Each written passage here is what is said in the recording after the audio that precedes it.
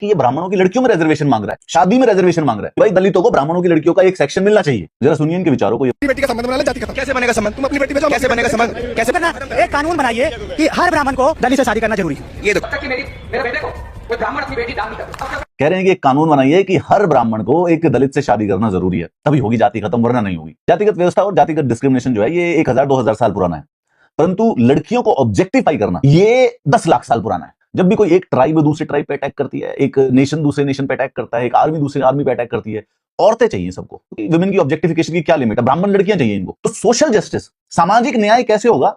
लड़कियों से। वैसे लोग कहेंगे कि ऑनर किलिंग होती है समाज में, लड़कियों के ऊपर क्यों घर की इज्जत का ठीकरा फोड़ा जाता है, और यही आदमी अब चाहता है कि सामाजिक न्याय कैसे हो जब ब्राह्मणों की लड़की लॉ बन जाए समाज। मतलब ये पूछ रहा है कि देश के अंदर कानून होना चाहिए कि भाई ब्राह्मण लड़कियों को एक दलित के घर में तो ब्याह करेंगे तभी जाके जाति खत्म होगी। तो इस आदमी को पर्सनल एडवाइस है कि कहीं बोल मत दियो, कुछ सबके सब गांधी नहीं होते, कुछ बहुत थप्पड़ मार देंगे कान पे। इंटरकास्ट मैरिज एक तरीका है कास्टिसिज्म को खत्म करने का और डाइल्यूट करने का। ये बिल्कुल वैलिड बात है। कास्टिसिज्म खत्म कैसे होगा? जब इंटरकास्ट मैरिजेस बहुत ही नॉर्मलाइज हो जाएंगी। लेकिन जो भी कास्टिसिज्म को खत्म करना चाहते हैं, अपने इस पूरे प्लान में से लड़कियों को बाहर रहने दो।